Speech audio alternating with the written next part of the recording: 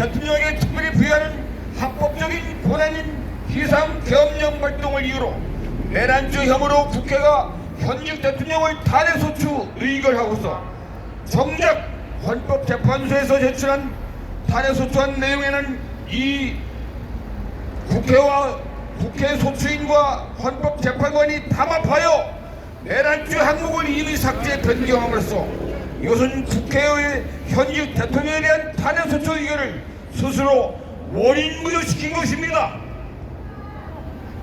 그리고 헌법재판관은 소추안의 내용을 임의로 변경한 것을 이유로 즉시 탄핵소추안을 국회의장에게 회송하여 다시 의결하여 제출하도록 했거나 아니면 즉시 각하 의결을 했어야 마땅합니다.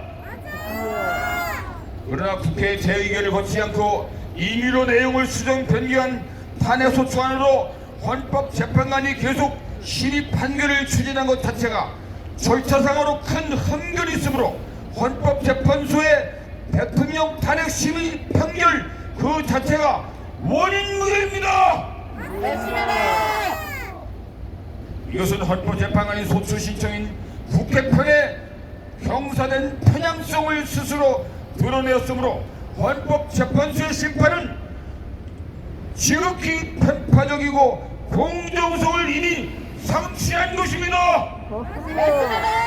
세 번째, 국민의 눈에는 공수처가 법적 권한이 없는 주체로서 불법적인 절차와 직권남용을 행사하여 현직 대통령을 내란죄 혐의를 씌워 체포하고 구속 수사를 감행한 이동원 공수처장뿐 아니라 이를 기호하고 교사하고 선동한 이재명 등 거대 야당의 의원들과 언론들이 야말로 내란죄의 현행범이고 그들을 내란죄로 처벌해야 합니다.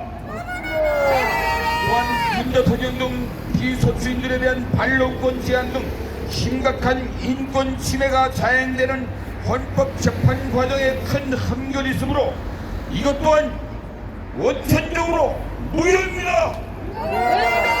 네 번째, 법적 권한이 없는 공수처장에 의해 불법적으로 체포와 구속 감금된 상태에서 언론의 추측성 기사를 근거로 하여 임의로 작성된 수사 기록을 흠결이는 수사 기록을 헌법재판관이 증거물로 채택한 것도 위법이므로 헌법재판관의 시의 판결 자체가 원인무효입니다.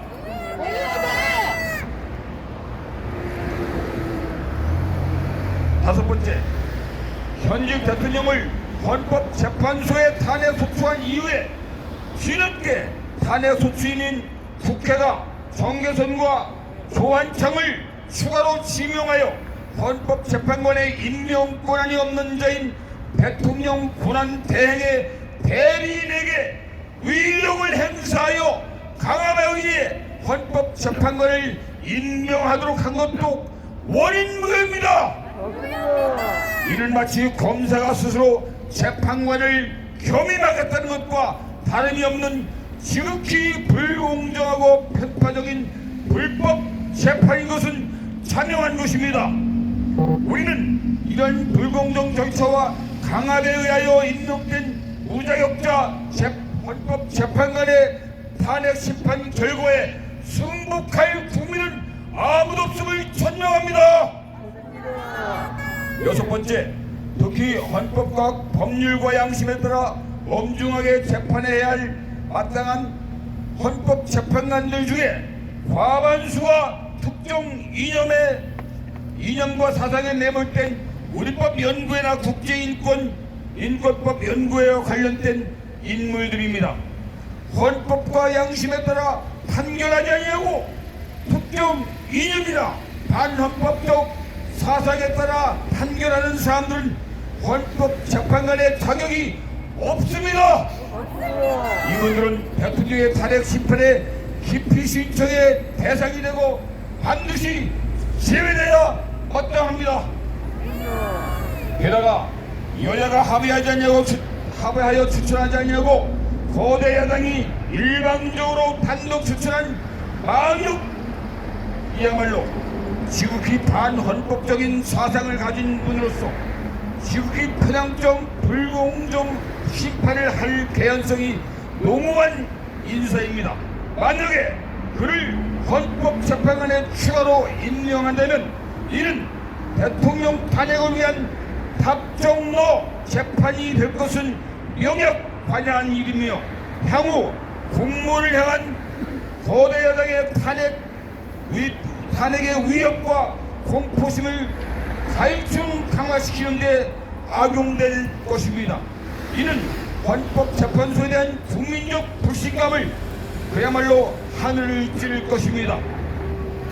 7번째, 헌법재판관들의 심판을 배후에서 일사불란하게 좌지우지한다는 소위 TF팀 헌법연구관들은 중국 출신 인사들이 압력하고 있다는 소문이 사실이라면 이는 그야말로 헌법재판소가 외국 반역자들의 소굴하는 국민적 불신을 자초하는 것입니다.